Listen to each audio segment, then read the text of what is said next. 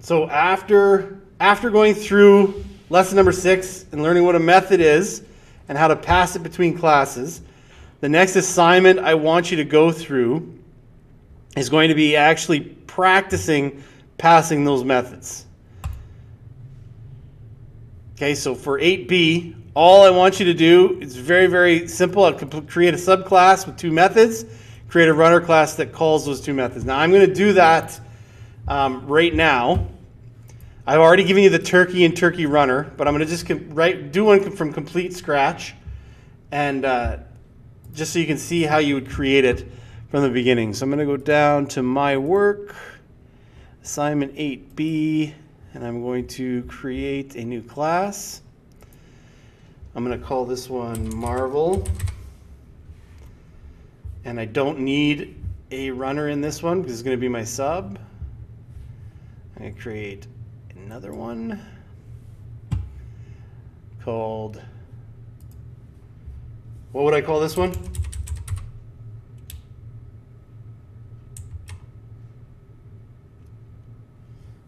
Okay, I won't make you answer. Okay, Marvel runner. I need my main method now. Okay, so now I have my 2 classes. One has a main and one doesn't. So if I create this one, I'm going to say, so I'm going to create my first method. So I say public void. Let's go Black Widow.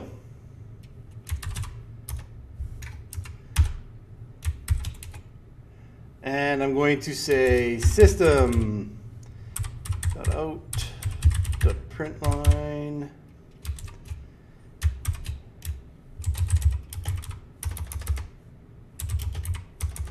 It's okay, I'll get there.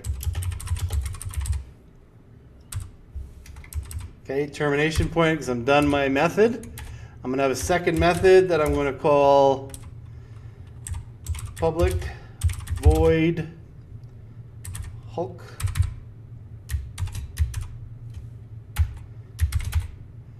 And I want that method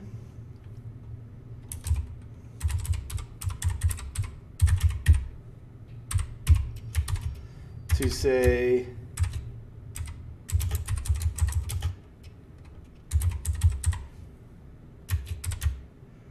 no exclamation point because both of those lines are delivered relatively calm, which is what makes them as freaky as they are.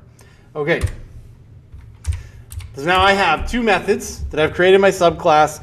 I have one called Black Widow. The access is public, the return is void, so there's not going to be any return. I'm just going to output something. I have my code line of what I want to happen when we call this method, and I have a second one that looks almost identical. Okay, so now I'm going to go to my runner, and I'm going to call from that class. So I have to call it Marvel. Now I need to name it. So I'm naming my object quote equals new Marvel. Okay, so now I've created my object. My object is based off of the behaviors and characteristics of this class, so it can do anything that's in that class. So now I'm going to use my object. I'm going to say quote dot, and you can see I have Hulk and Black Widow here. So I can double click those, or I can call them from here.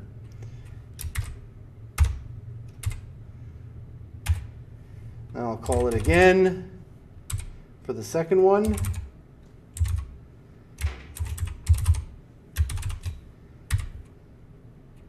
Okay, no errors, so now I can run it from here, and I get my 2 outputs. I'm always angry she's not alone. Even though those methods are not within this class, they are in here, and I'm just calling them from one class to the other.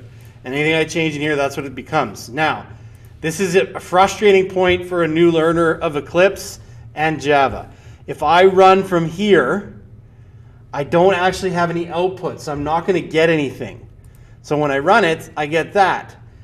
So in my head, I'm thinking, oh, these outputted. Good, they're here. I am yet to figure out why Eclipse does this. I would just rather it ran the program I'm trying to run and outputted nothing or outputted an error, but what it does is it goes back to the last run class that ran effectively, and it runs that. And that was this one. Okay, even if I close and I stop all of them, when I come back to here and run it, it's still going to run this one. All right?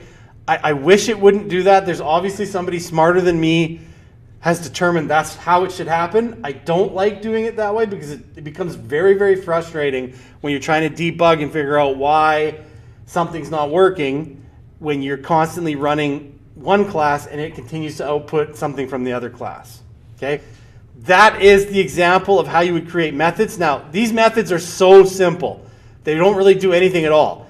You can have complex methods that do 10, 15, 20 calculations, and then all you have to do is call them from here and assign values, and it runs those calculations with whatever values you send in.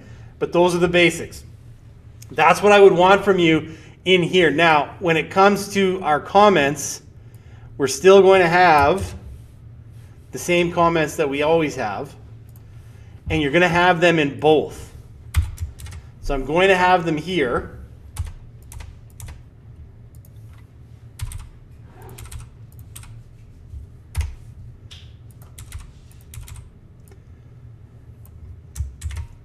And then I would expect them to be here as well. The comment heavy class is going to be your subclass or this class here, because most of the stuff that's happening is here. So I would have comments in here explaining what this method does. I would have a comment in here explaining what this method does. When it comes to your runner, you're going to have your top comments, and then you're going to have, you know, using the object or whatever you want to call it. There's not going to be a ton of comments in your runner. The majority of them will be in here, but I still expect comments in both. Okay, so make sure you have comments in both. Any questions?